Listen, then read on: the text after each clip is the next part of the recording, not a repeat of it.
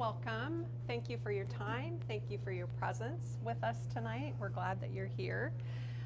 As Kate said, I'm Jennifer Reece. I'm a national board certified health and wellness coach. And this is Dr. Larey Swanson. She is also a national board certified health and wellness coach. And we both have our private practice health coaching businesses. So tonight we're bringing you an integrative, evidence-based, some approaches to connect you with your inner resilience. Is it hard to hear? Okay. So the mics are only for the video. Okay, so I'm gonna have to speak up a little bit. Okay, I'll try to speak up a little bit and see if you can hear.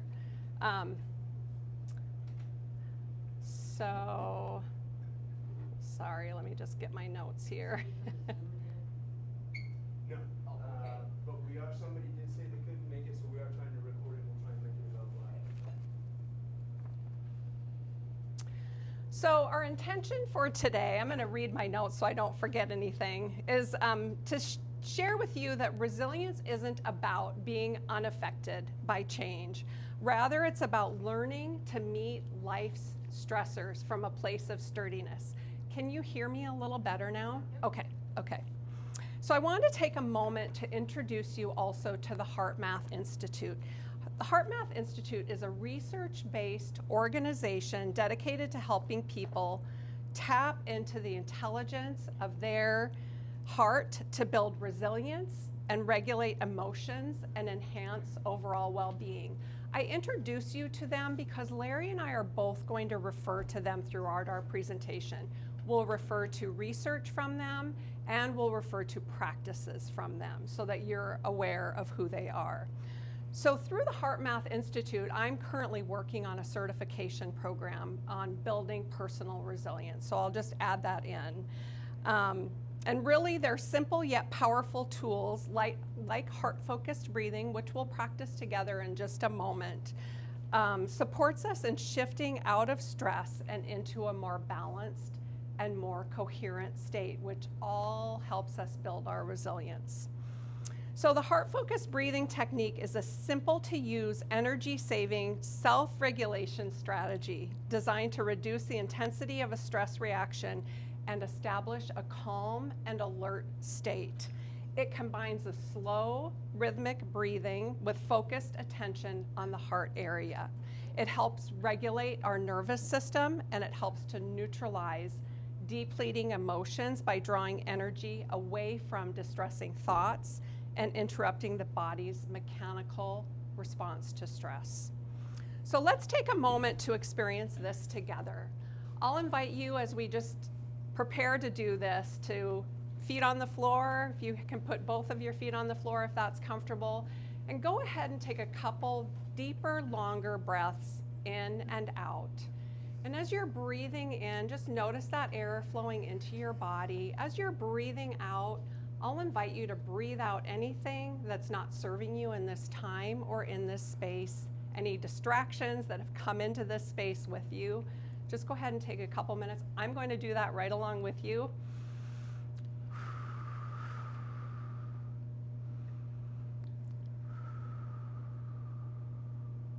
And as we prepare to do the heart-focused breathing technique, if it's comfortable and accessible to you, I'll invite you to close your eyes or lower your gaze, or you can fix your gaze on something in the room, whatever feels most comfortable to you.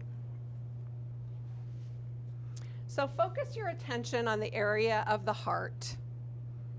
Imagine your breath is flowing in and out through your heart or your chest area. Breathing a little slower and deeper than usual. Find an easy rhythm that's comfortable.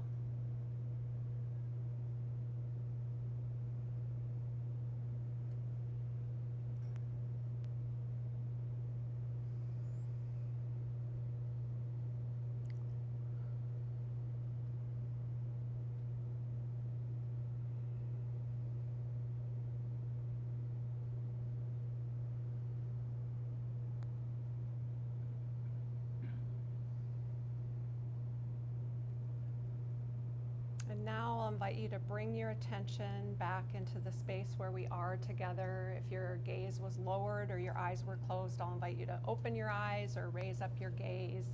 Notice your feet back on the floor and notice us here together in this space. Thank you for joining me in that exercise. So I'm so happy to be here tonight. As Jennifer said, my name is Larey, pronounced like the man's name, but not exactly like the man's name. And here's something that I find really striking when I look at the statistics. Older adults with higher resilience are 43% more likely to stay independent in their daily lives. So resilience isn't just about mental strength. It's key to living life on our own terms as we age. Even those with chronic illness or disability maintain better physical health and greater independence and a higher quality of life if they have higher levels of resilience. So thinking about that, resilience isn't just something that helps us cope, it helps us thrive and protect our dignity and keep doing what makes life meaningful for all of us. So today we're going to explore these things. What is resilience in the first place? Why it matters for our health and well-being. And then we're going to give you guys some practical tools to build and sustain resilience in your daily lives, similar to the heart-focused breathing. Our hope is that you will leave here at the end of the presentation with some insights and practices that will support your own resilience journeys.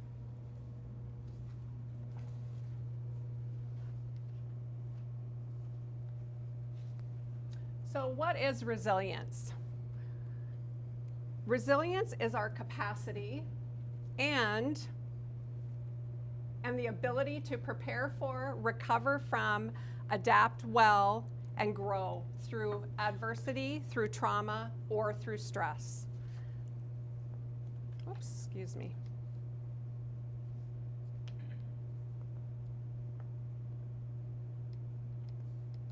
Resilience is understood as a dynamic, adaptive process rather than a fixed trait. It means that it can be cultivated and strengthened over time. Research in psychology and neuroscience shows that through intentional practices such as emotional regulation, cognitive flexibility, and fostering an optimistic mindset, we can actively build resilience and shape how we respond to life's challenges. This is possible thanks to neuroplasticity, which is the brain's ability to adapt and change and rewire itself over time. So with consistent practice, the brain can shift away from those habitual stress responses that we might have toward more resilient patterns of thought and behavior, supporting long-term well-being. So in other words, resilience is both a mindset and a skill, and one that grows stronger the more we practice, just like what you come here to do. Practice getting stronger and your bodies build that strength. So some key insights that I want to talk about before we move on is that resilience is dynamic and learnable. Through emotional regulation, cognitive flexibility, and optimistic mindset, those all help build resilience, and in turn, these things all help us to be more resilient. And it helps us to shift away from those habitual patterns of the stress response that we might have. And neuroplasticity is the key that helps our brains to rewire and build more resilient habits. So we can see all sorts of beautiful examples of resilience by looking at nature. And you may have noticed that our presentation is heavy on the trees. We love to think of resilience in terms of the way trees respond to nature's forces. For example, when you see a storm coming, heavy winds, high winds, you might worry about the beautiful trees in your backyard. What we now know is research has shown that trees actually need a certain amount of wind, of physical stress from nature in order to extend their roots deep enough and to become really strong and resilient. So without the push and pull of the wind, trees' roots remain shallow and weak, and the trees can be vulnerable to breaking or toppling as time goes on. In the same way, we can look at our own lives and see that the challenges that we face can cause stresses that ultimately can lead us to grow deeper roots to become stronger. So it's kind of a mindset shift around stresses. Stress can force us to anchor ourselves more deeply and grow in ways that we may not have expected, but that lead to an inner stability.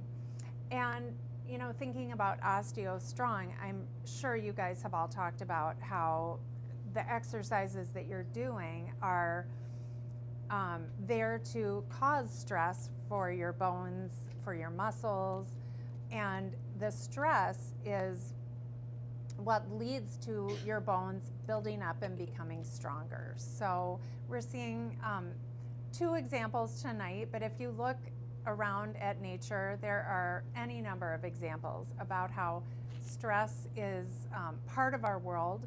We're not going to get away from it, and we don't necessarily want to get away from it. It all depends on how we're going to react to it and help it to make us stronger, how we respond.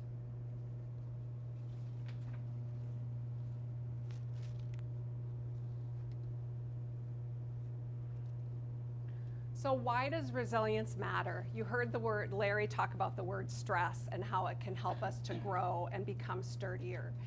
Essentially, resilience matters because life inevitably brings stressors into our experience. And stressors, we want to define that as things that happen. Often they're outside of our control. Whereas stress is our emotional response to the stressor. And the stress is what we have a little bit more control over, how we're responding to things.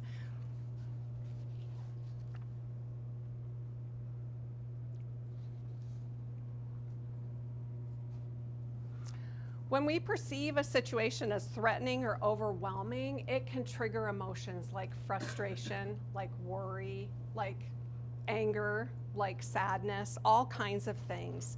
And those things then trigger physiological changes in the body. Our sympathetic nervous system might kick in when we're responding with emotions like that.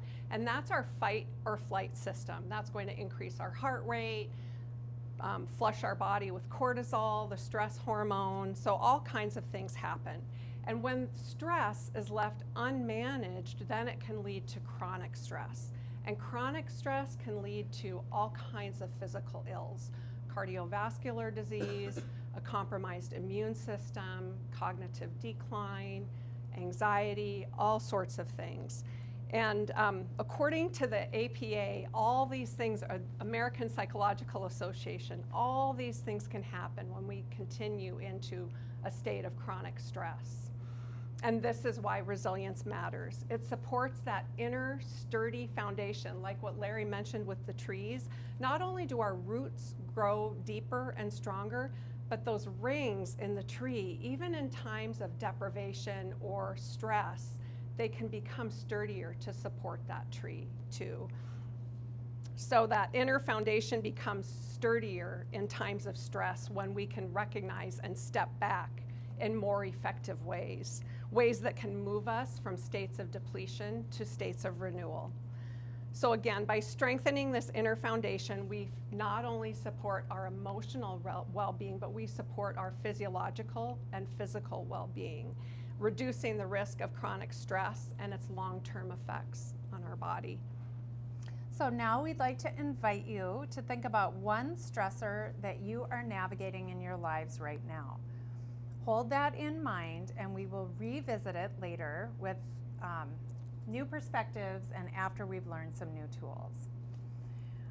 So there are many different frameworks for understanding resilience. Today, as Jennifer said, we're going to highlight one framework, which is from the HeartMath Institute. And we like it because it offers a holistic and a practical model centered on 4 interdependent energy domains, and they are the physical, the emotional, the mental, and the spiritual.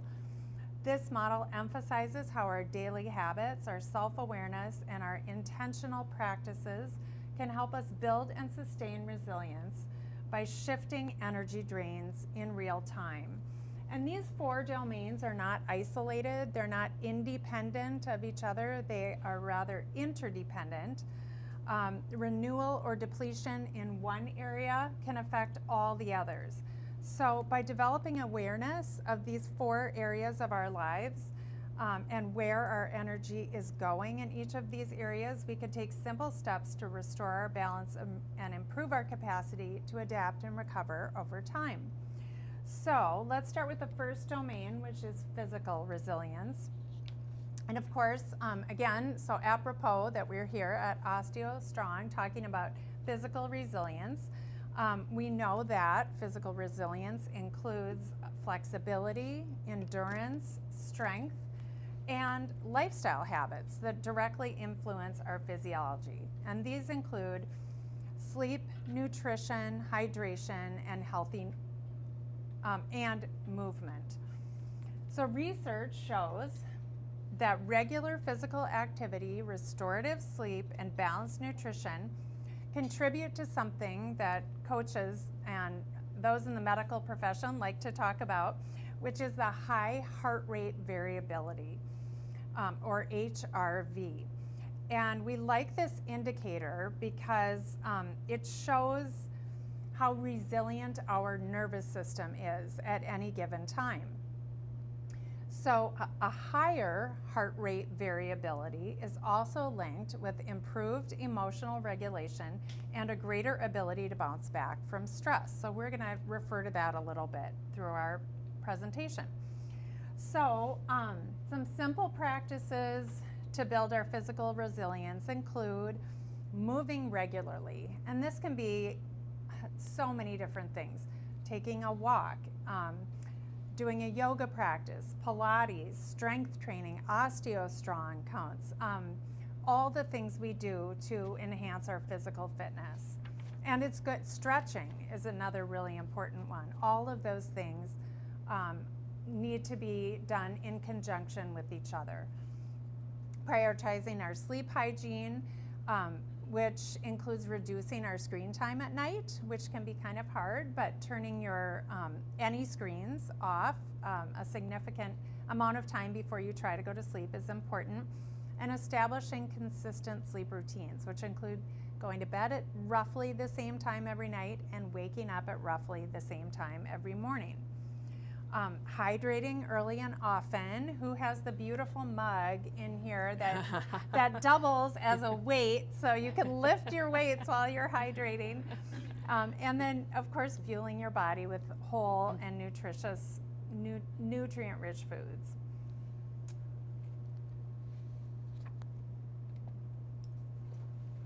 So emotional resilience is a cornerstone of resilience. You heard me refer to it earlier. When our emotions engage, that's what our emotional response is, what triggers the stress out of the stressors that come into our lives. Emotional resilience is our capacity to stay grounded, flexible, and centered, even in the midst of life's stressors. This involves emotional flexibility, a positive outlook, and composure under pressure. It's not about suppressing emotions or staying upbeat all the time. It's about how we meet our feelings with awareness, with compassion, and with skill. So research shows that especially or often those low-level emotions that kind of fly under the radar, like worry, maybe frustration, maybe sadness, or resentment or irritation, those are the ones that drain us over time, sometimes even more so than the bigger emotional reactions. So a specific HeartMath research insight that I'd like to share with you is that emotions like frustration and anxiety lead to those incoherent heart rhythms that Larey was talking about, while emotions such as appreciation and care generate smooth and coherent heart rhythm pattern, supporting emotional stability and mental clarity. So building emotional resilience means learning to notice and name what we're feeling, which helps calm the brain and the body. It also involves checking in with our inner dialogue when we notice our emotions and choosing self-compassion over self-criticism. These practices may seem small, however, over time they create powerful shifts in how we relate to ourselves and the world around us, allowing us to move through challenges with greater stability, clarity, and care. So I'd like to share a personal example of that emotional, kind of underlying emotional response to something.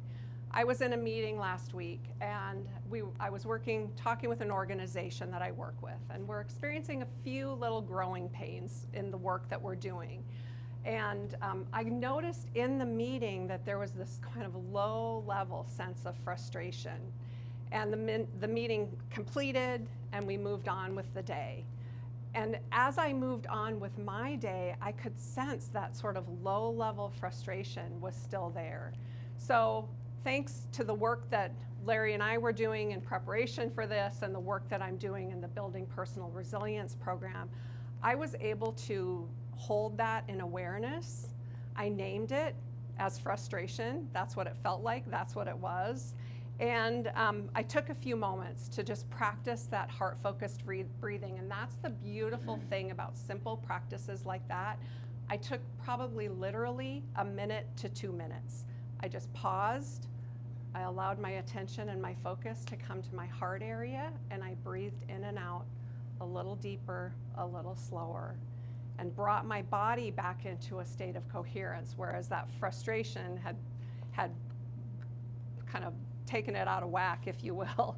So ultimately, what I recognized was that the meeting and the meeting was a stressor. It was my response to that meeting and what was unfolding in that meeting that created stress. And I got to choose to how I was going to navigate that, how I was going to make a shift from that, and that felt really empowering to me. And just to add on to that, I got to choose, it brings us back that sense of control over our own, control and autonomy over our own lives that often in modern society, I think we're missing out on when we watch the news, when we hear all the things that are happening in the world that seem overwhelming. We can feel that lack of control, lack of autonomy. So bringing what you can under your own control, your response to your stress is so important. And it's important in mental resilience as well. So mental resilience refers to our ability to stay mentally flexible, maintain clarity, and focus or shift our perspectives as needed. Research shows that mindfulness and reframing our thoughts can boost our focus, help us make better decisions, reduce mental fatigue. Mindfulness even helps with performance anxiety and feeling stuck. When our minds are overloaded, we can have a tendency to get tunnel vision and react without thinking, or not see all the potential options available to us. So just like Jennifer did, taking that moment to pause and reframe can give us space to zoom out a little bit and see what other possibilities or options there might be for us. Personally, I would like to call out self-talk as one powerful aspect of mental resilience. Doing my research, I found out that we talk to ourselves at a rate of about 4,000 words per minute. So think about that. That inner conversation, that inner monologue really shapes how we see ourselves and how we see the world around us. Our internal dialogue is so important, and it can either support us or it can act to sabotage us. And I have a suspicion that we all know what that feels like, to be sabotaged by our inner critic, our inner voice, our inner monologue. Research shows actually that positive self-talk reduces stress and boosts coping. Motivational self-talk enhances performance and persistence, and you hear this in athletics quite a bit. And I think about Michael Phelps before the Olympics, you know, walking back and forth with his earphones on and kind of mumbling to himself, and I think he was doing the motivational self-talk, and it certainly did work for him. Optimistic self-talk can improve our physical health, including our heart health, and negative self-talk increases the risk of anxiety and depression, which totally makes sense. We are our worst critics, and to listen to that inner critic any length of time is sure to dampen our mood. So cultivating kind, encouraging, and optimistic self-talk is vital for strengthening both our mental resistance and our overall well-being. So some practices that we'd invite you to take home with you today are mindful meditation. And whenever I hear the word meditation, I get this little nervous feeling like, oh my gosh, they're talking about an hour of sitting on a cushion somewhere, focusing on nothing. I can't do that. But we're talking not so much about that, but even just 5-minute little breaks throughout your day where you just become present in the moment. You tune into what's around you, yourself, your sensations. What am I seeing? What am I hearing? What am I smelling? What am I feeling? Just examining all those things can be enough to take you out of your stressed state and bring calm to your nervous system. Journaling can be incredibly helpful.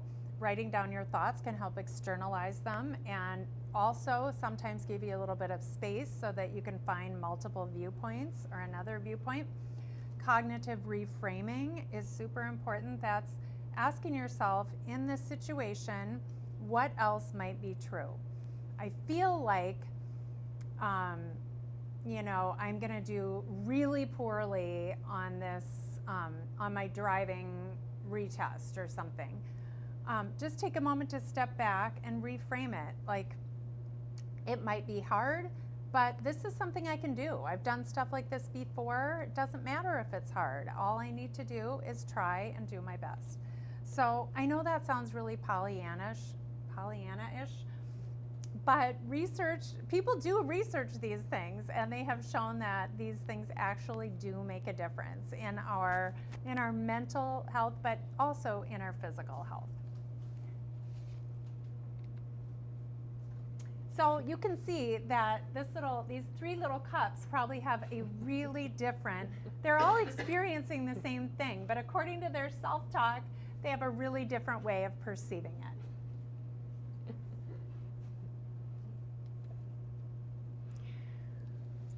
So we'll talk a little bit about spiritual resilience also. So spiritual resilience is that deep inner strength that comes from knowing that we're connected to something greater than us. Whether that's a sense of purpose, a set of guiding values, maybe it's nature or connection in a community, or a spiritual or faith tradition. It's about finding meaning, especially in difficult times, and honoring both our own path and the diverse values and experiences of others. Research shows that a sense of purpose enhances both resilience and overall well-being, helping us to feel more grounded and hopeful, even in uncertainty. And when we're spiritually resilient, we're better able to meet life's challenges with grace and perspective. So emerging research across neuroscience and social psychology and systems theory reinforces what many wisdom traditions have always taught, that we are deeply connected and we're deeply interconnected. And because we're all deeply interconnected, our emotional states influence not only our own health, but they ripple outward, influencing our loved ones, colleagues, even strangers. I imagine, like me, you've probably all walked into a room at some point and you can feel the energy, positive or otherwise. And that's all part of that energetic exchange, if you will, that deeply connectedness that we all experience. And actually, social neuroscience shows that our brains and bodies respond to others as if they're part of ourselves. So thus, if we walk into a room and we sense that, we feel what's happening as well as what's the other people in the room.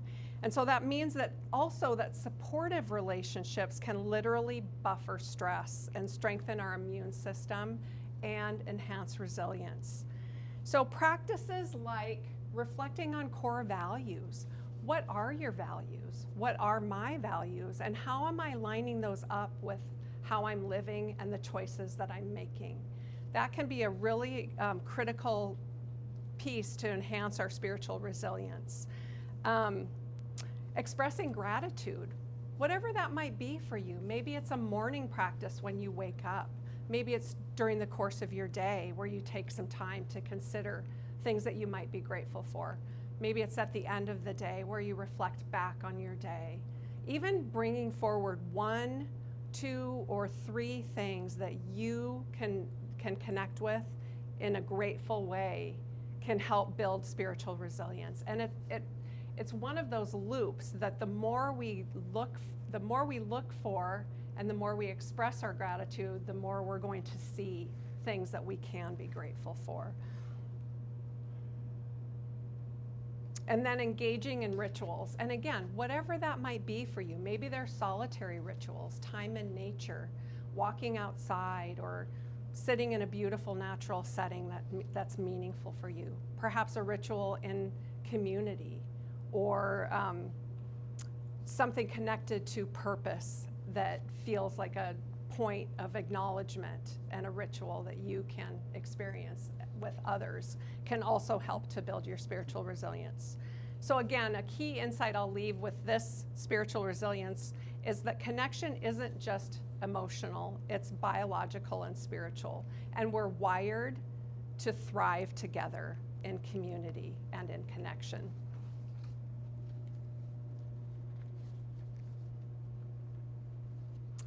So let's talk about an energy check, whether it's energy depletion or energy renewal. So emotions like anxiety, anger, overwhelm, worry, sadness, frustration. We've talked about this before. All of those can deplete our energy resources, kind of that inner battery. Whereas renewing emotions like compassion, gratitude, love, joy, appreciation, awe, and wonder can help renew our resilience, renew our inner battery. So take a moment to check in with yourself. Where are you in each of the 4 domains that we've talked about? Physical, emotional, mental, and spiritual. Are your habits in these areas helping to deplete energy, or are they helping to renew energy? Asking yourself simple questions like this can help to build awareness around where you might want to take action, where you might want to pull some tools out of your toolbox and practice these things in a regular way.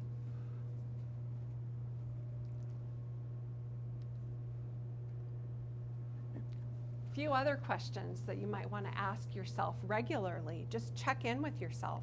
How am I feeling in this moment? What am I noticing that's draining me? What am I noticing that's renewing me or feeling renewing? And most importantly, what can I do about it? Having a toolbox with practices, even simple, 1 minute, 2 minutes, 5 minutes, like Larry mentioned, little practices that we can connect with that can help shift us from a depleted state or a state of draining our energy to a more renewing state. I had another thought on that, and now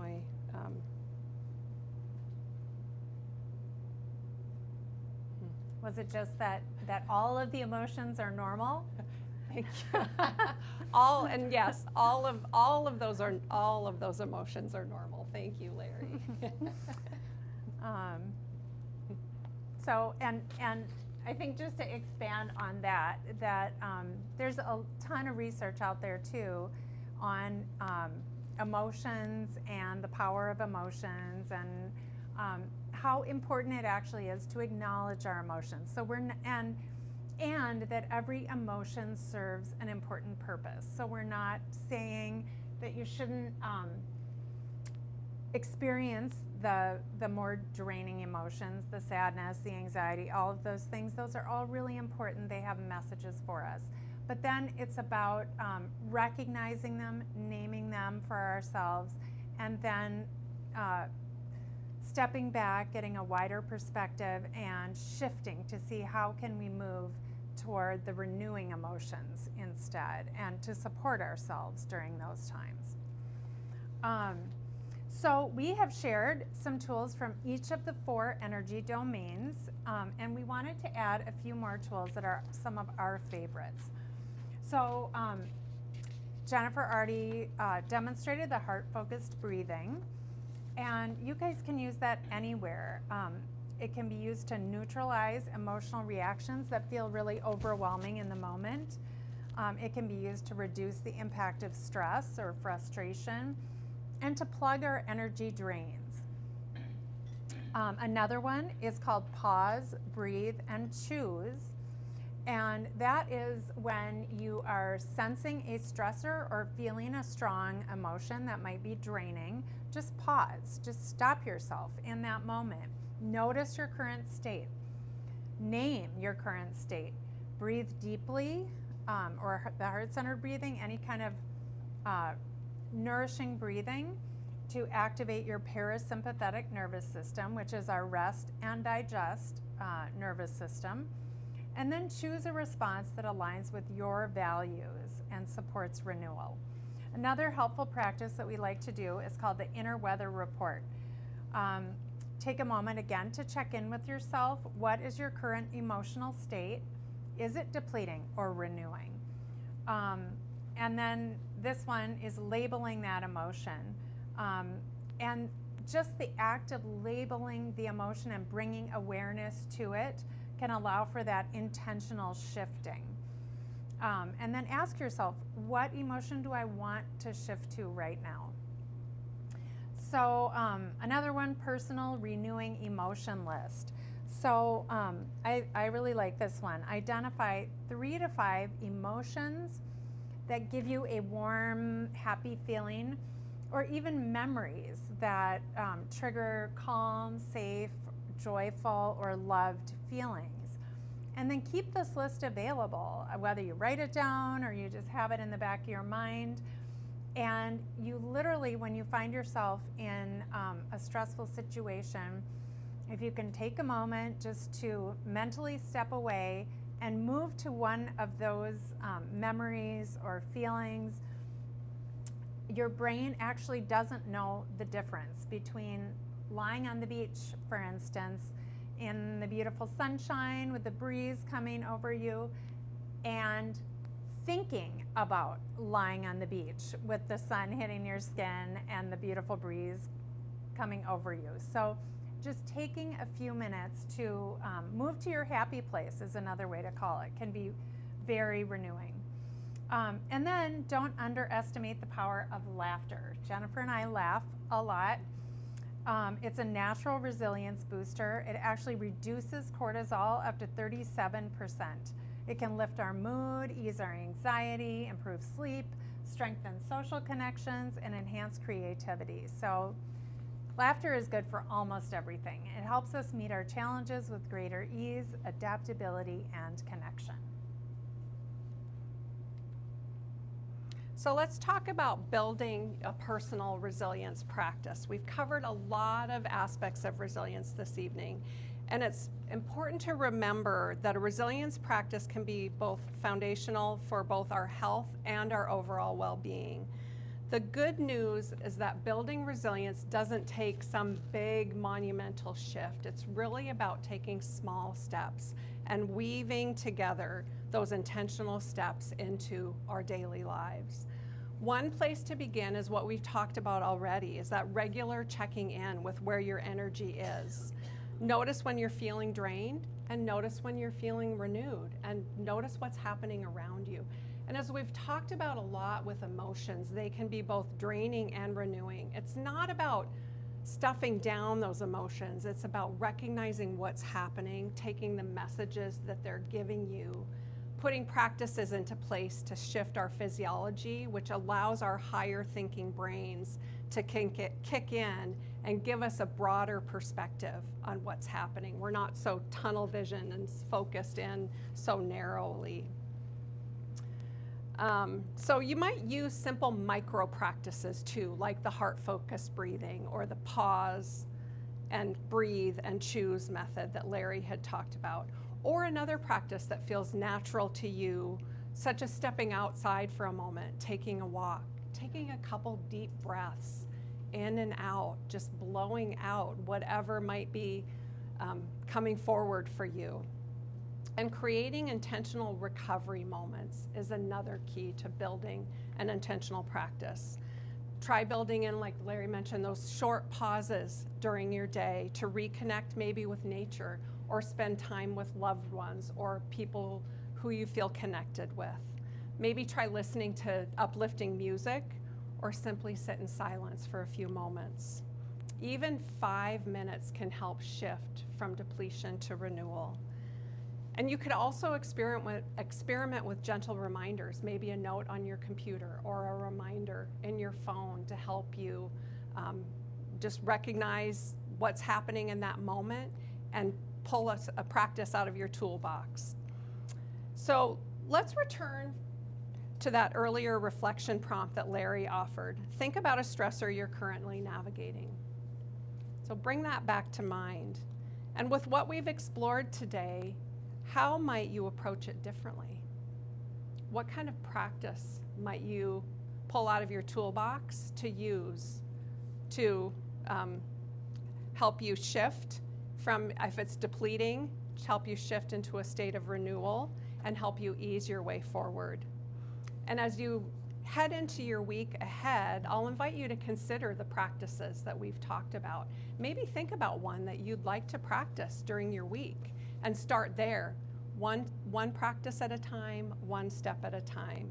And giving yourself permission to start as many times as you need, to start over, begin again as many times as you need. It's really the small steps and the consistent practice that are going to help to build that resilience over time. So as we close today, first of all, thank you for your patience. You have been so kind and patient to sit with us this whole hour. The key to this whole thing is that we all already have the capacity for resilience. We are born with the capacity for resilience. Developing a resilience practice and learning how to make it a part of everyday life is about, as Jennifer said, remembering it and pausing and returning to it over and over and over again. With consistent practice, we can actually repattern our stress responses and strengthen our resilience circuitries. So as we close, I'd like to offer you this quote about resilience. That resilience is becoming the calm in the storm, not waiting for the storm to pass. Thank you. Thanks for being here. Thank you for your presence. Thank you for your time this evening. We really appreciate it, and we appreciate the opportunity to come and be here with you. And Larry and I both have our websites up here. We have a few materials up front. Feel free to connect with us online if you'd like. You can also email us if you have questions, and we'd love to open it too for any comments or reflections that you have. We have a few minutes left. We only have control over what we have control over, and I think exactly to Larry's point, like that ability to zoom out and look at that bigger, broader picture sometimes can be really helpful. May I share one thing I heard? This was years ago, and it was revolutionary in my life, and it might sound silly, but I'm going to put it out there because it was where I was at. I heard Brene Brown one time share a story about a situation she had. She went to a conference, she was judging somebody about something, and it came back in a different way than she expected. And what she said that was revolutionary for me was, could we consider that we're all doing the best we can in the moment with the tools we have? Like I said, revolutionary for me. At first I was like, I'm not sure I could consider that. And yet it comes back to me again and again. Can we consider that we're all doing the best we can with the tools we have in the present moment? Can we offer that to ourselves? Can we offer it to others? And how might that shift our perspective and our relationships? So I'll just offer that as an addition to what Larey has shared. Anyone else? Thank you. Thanks for joining us. Have a good night. We're at 7 o'clock, so we really appreciate your time. Thank you all. Thanks for being here. We'll stay for a couple minutes if anyone else has questions or comments. Thank you again.